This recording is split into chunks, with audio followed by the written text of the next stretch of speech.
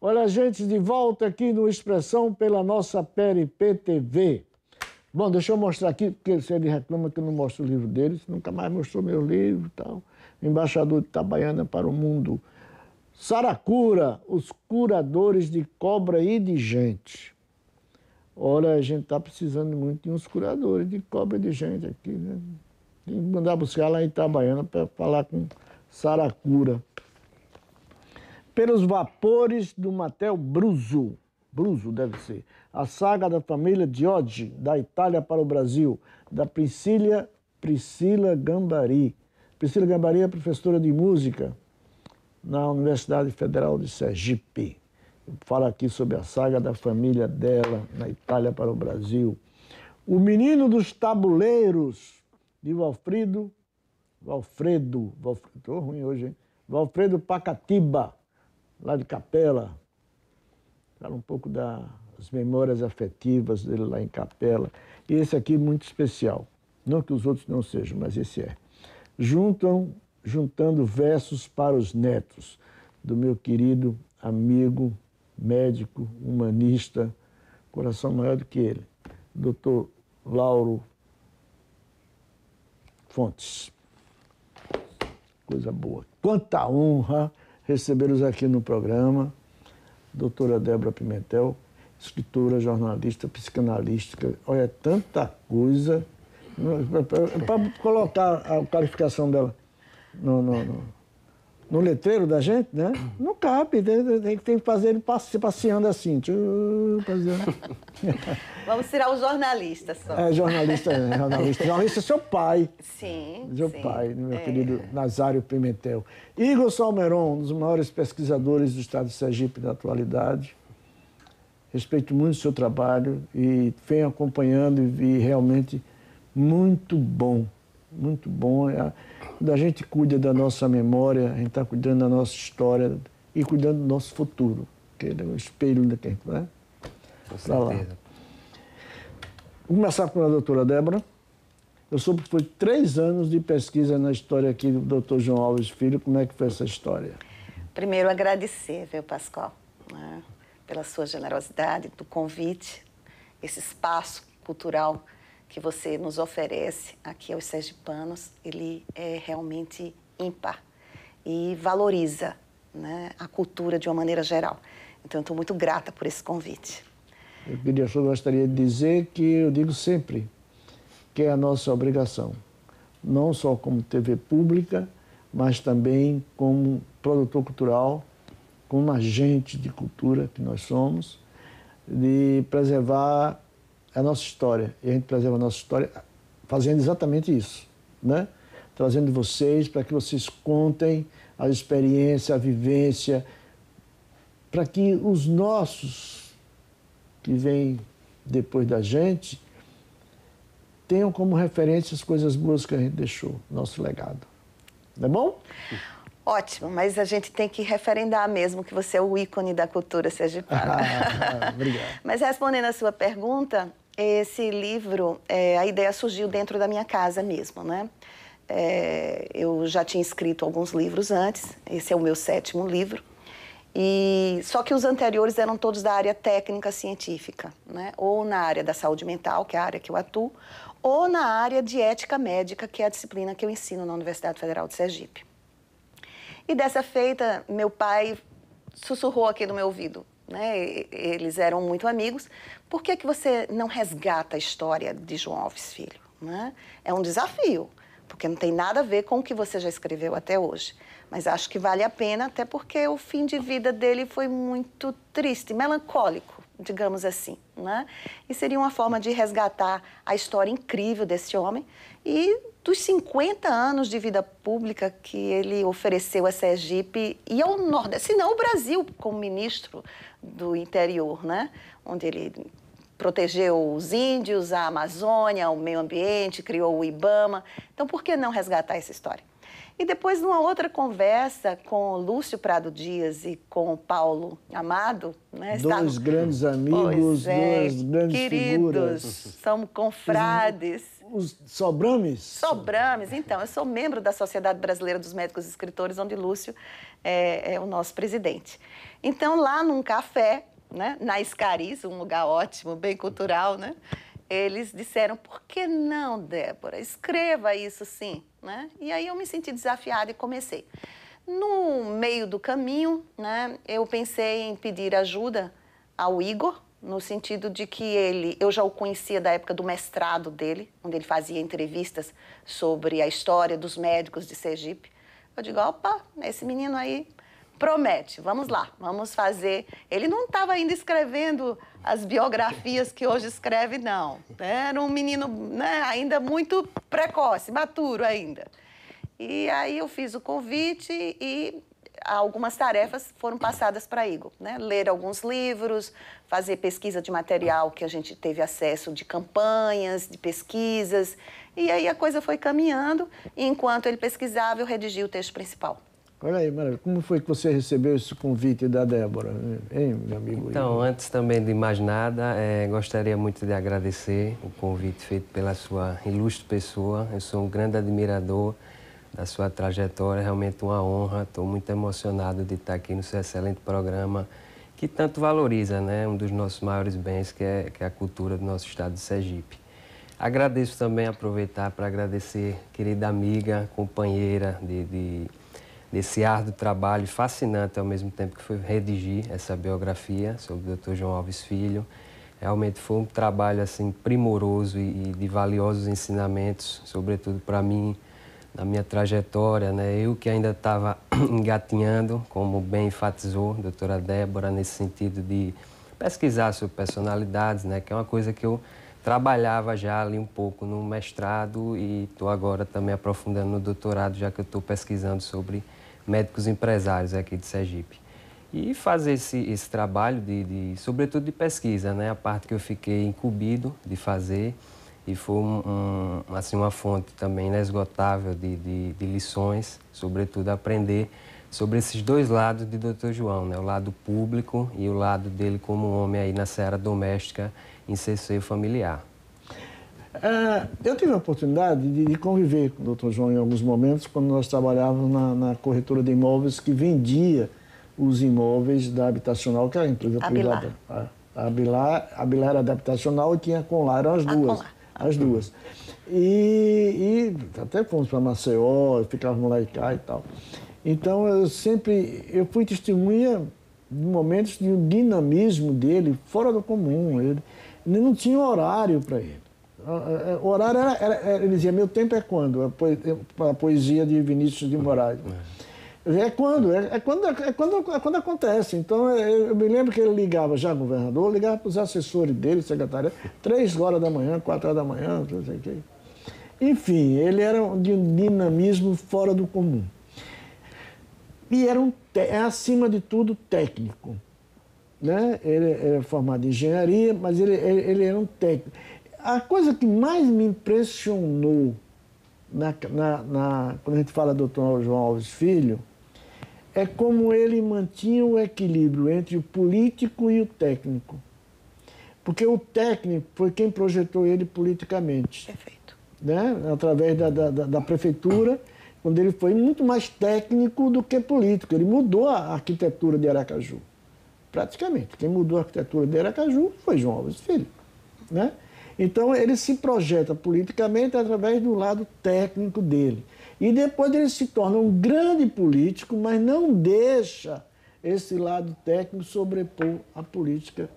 É isso? Eu estou certo, doutor? Certíssimo, né? Na realidade, o que impressionou o governador da época, né, José Hollenberg Leite, né? Sim, foi quem o indicou como o prefeito biônico. Na época era biônico. Na época da ditadura era biônico. Isso, né? Na realidade, o governador foi impressionado com uma palestra que João Alves deu, né, no Banese, para a ADESG, Associação Superiores de Guerra. Guerra, exatamente. Então, ele fez uma palestra que foi monumental e o governador estava presente. E depois disso, o governador montou um ardil. Ele disse, passe lá em casa para eu comprar um dos seus apartamentos da habitacional. E aí ele foi lá. Quando ele chega lá, para surpresa dele, o governador, na realidade, queria fazer um convite para ele ser o prefeito de Aracaju. Então, é uma história muito interessante. Então, eu, quando comecei a ler, estudar, pesquisar um pouco sobre João Alves, eu fiquei impressionada, inclusive com a produção, né, de obras que ele tem. Ele era um erudito. Eu tive acesso à biblioteca dele, eu fiquei impressionada, Pascoal. Música clássica. Música clássica, Ele só trabalhava ouvindo música. cinema, filmes clássicos maravilhosos, e a quantidade de livros era impressionante. Então, eu acho que naquela biblioteca deve ter uns 10 mil exemplares, dos mais diversos. Eu falo, tem um capítulo que eu dedico especificamente a isso. Gente, vale a pena ler. Então, o que me impressionou é que, geralmente, os políticos, eles têm um ghostwriter, né? Um escritor anônimo, fantasma, que escreve as obras para os políticos, os discursos, etc. Tal. João Alves, ele mesmo escrevia os livros dele, porque ninguém teria a expertise dele para poder escrever aquilo que está ali, né? Então, impressiona a capacidade técnica dele, que fez com que ele se projetasse politicamente, mostrando o homem futurista, o político arrojado, né? Eu fiquei impressionada. Eu queria também fazer um adendo, Pascoal, se você me permitir. Por favor. Esse livro, ele ficou lindo desse jeito, graças ao trabalho de Joselito Miranda, da Artner. Ah, tá ali o Joselito aí, Joselito. E já trouxe aqui um monte de livro para mim. Pois é, o Joselito, ele foi Artner está sendo uma referência, né, Sim. na editoração de livros de Sergipe. Isso é muito bom. Muito bom, inclusive da área médica. Eu já tinha um outro livro publicado com ele, com os meus alunos, né? Estamos preparando aí mais 2 pela frente. Mas são da área técnico-científica, né? Então, eu gostaria de exaltar e agradecer a Joselito, porque ele foi mais do que um editor. Ele foi um grande parceiro, um grande amigo, né? E nós nos debruçamos assim para que ele tivesse uma qualidade impecável. Afinal, são 500 páginas, né? Então, tinha que ser um livro literalmente de peso. Eu tenho um amigo, nosso amigo, Lúcio Prado Dias, que ele diz que livro é aquele que consegue ficar de pé, que tem páginas suficientes.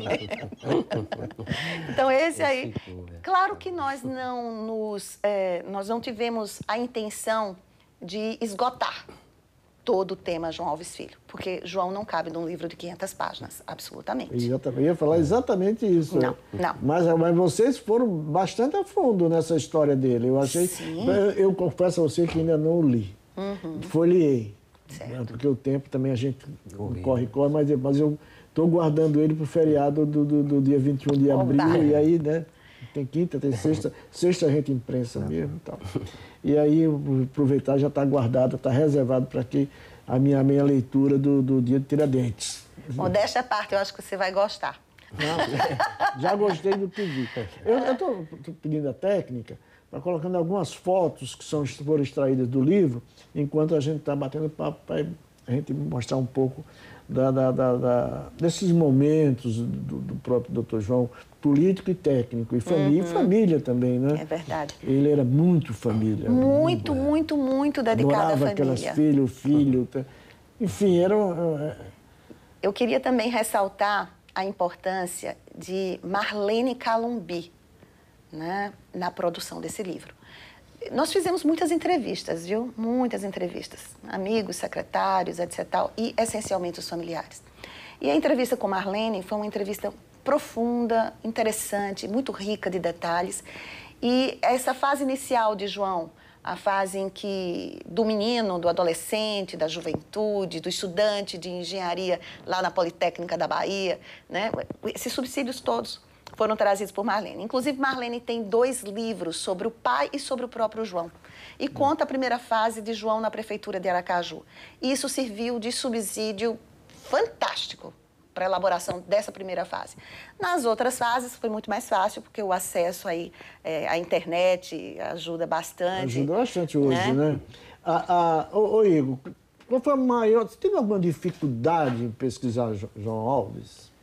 Eu acredito que uma das maiores dificuldades foi a gente conseguir sintetizar, né? E porque foi muito material levantado eu fiquei muito nessa parte de... Mas você tinha o arquivo do pai da moça aí, no jornal dele, que tinha um bocado de coisa. Tinha. Inclusive, foi um dos acessos assim que a gente teve esse privilégio de ter. Agradeço toda a equipe do tradicional Jornal da Cidade. Foram pessoas assim muito solícitas.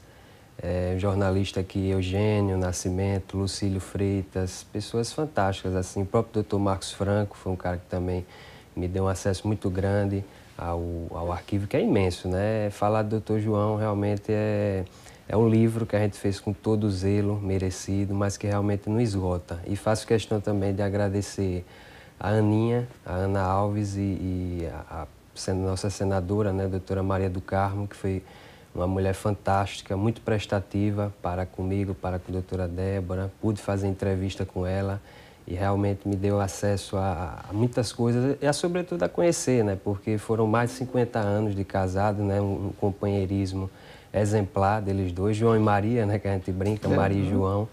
E eu fiquei fascinado por conhecer esse lado do João intelectual, principalmente. Então, quero agradecer a presença de vocês, uma honra muito grande tê-los aqui no programa. Levo meu abraço querido ao meu querido amigo Nazário Ramos Pimentel, um dos ícones do jornalismo em Sergipe, um homem desbravador, corretíssimo, uma pessoa realmente, um jornalista. Eu digo que eu conheci dois grandes jornalistas, três. Meu pai, mas meu pai, quando ele morreu, eu tinha 13 anos de idade, mas era um grande jornalista. Ivan Valença, meu querido amigo, que está dodói, mas vai estar se recuperando, e Nazário Ramos Pimentel. Esses são nomes que vão ficar indiscutivelmente na história. E Ivan foi sócio de... Ivan foi sócio de papai, foi no Jornal da Cidade. Então. No Jornal de Sergipe, meu pai já estava sozinho, né? Que já foi uma segunda fase. Primeira rotativa foi o Jornal de Sergipe. Me lembro disso.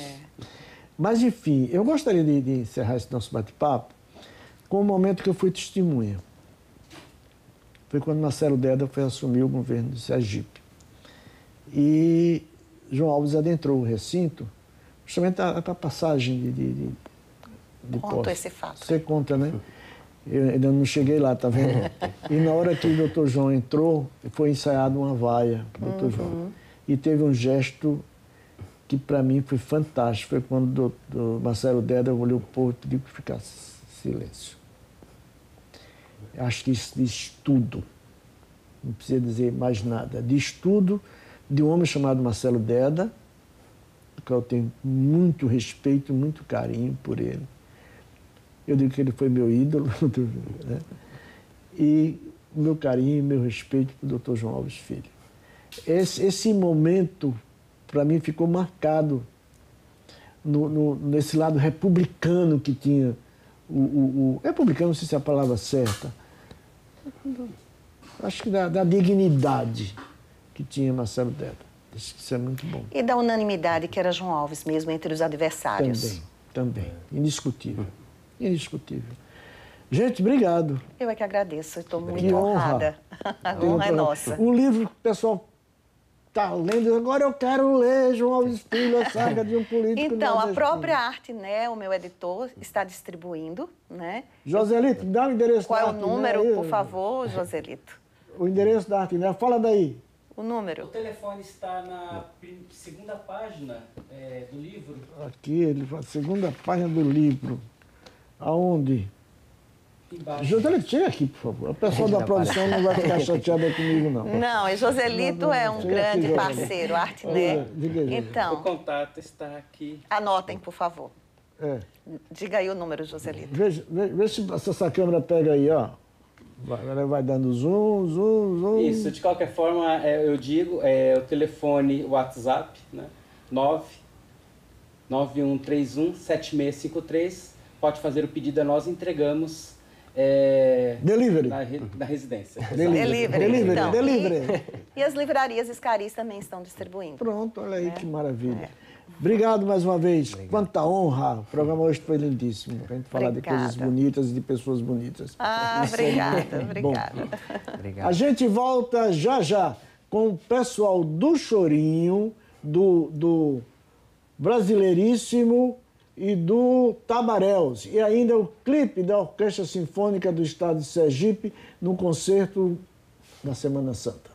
Cultura é o que a gente faz.